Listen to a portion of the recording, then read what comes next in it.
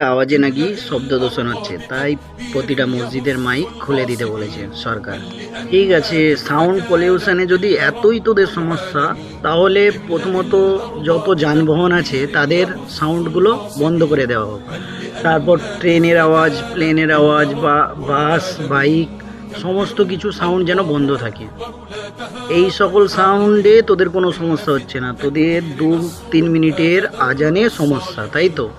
ভাই, এটা কোনো সাউন্ড পলিউশন নয়, এটা হচ্ছে একটা চক্রান্ত যাতে পুরো মুসলমানদের আজান বন্ধ হয়ে যায়।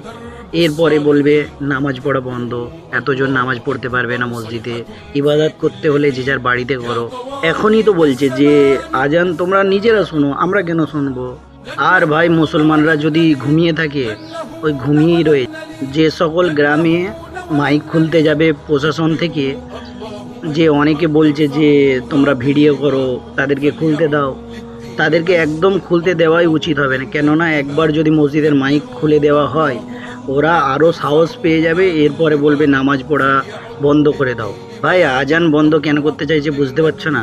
যেখানে আমরা আল্লাহর প্রশংসা করছি বা আল্লাহকে সৃষ্টিকর্তা বলে মানছি, তার গুণগানের জন্য যে আজান দেওয়া হচ্ছে, মানে বলতে চাইছে যে এখানে কোনো আল্লাহর নাম নেওয়া যাবে না। তাহলে এখন যদি কোনো মুসলমান প্রতিবাদ না করে, তাহলে কখন করবে?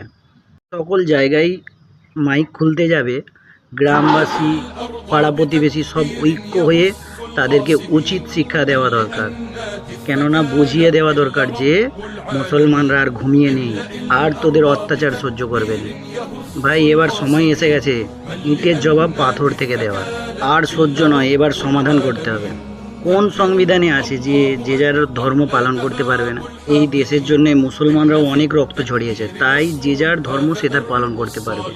এটা কোনো ব্রিটিশের দেশ নয়, এটা হচ্ছে গণতান্ত্রিক দেশ।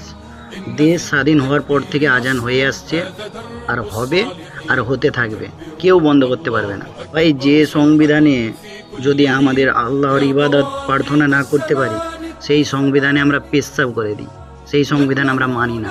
এখন ভাই, আমরা আমাদের ধর্মের জন্য আইনকে নিজের হাতে তুলে নিতে বাধ্য হতে হবে। কিন্তু অধিকারীকে বলতে চাই যে আপনি মুখ্যমন্ত্রী হয়েছেন ঠিক আছে, কিন্তু আপনি সমস্ত ধর্মের মানুষকে একই চোখে দেখে বিচার করে বা রাজ্যকে ওইভাবে চালানোর চেষ্টা করুন। অনলি মুসলমানদেরকে যদি আপনি টার্গেট করে আজান বন্ধ করে দেওয়ার চেষ্টা করেন, এটা আপনার স্বপ্ন কখনোই পূরণ হবে না, আজান হতেই থাকবে। আর যদি যে আইনের যে ধারায় যদি এরকম মুসলমানদেরকে টার্গেট করতে চায়, মুসলমানরাও তখন ইটের জবাব পাথর থেকে দেবে। তখন পিটিয়ে চামড়া তুলে নেওয়া হবে না, তখনই বুঝতে পারবে যে মুসলমানরা কী জিনিস। জায়গায় মসজিদের মাইক খুলতে যাবে, তখন প্রতিটা মানুষ ঐক্য হয়ে তাদেরকে উচিত শিক্ষা দিয়ে দিই, যাতে বুঝতে পেরে যায় যে মুসলমানরা আর চুপ থাকার নয়। ভাই, আর চুপ থাকলে হবে না, এবার এদেরকে উচিত শিক্ষা দিতে হবে।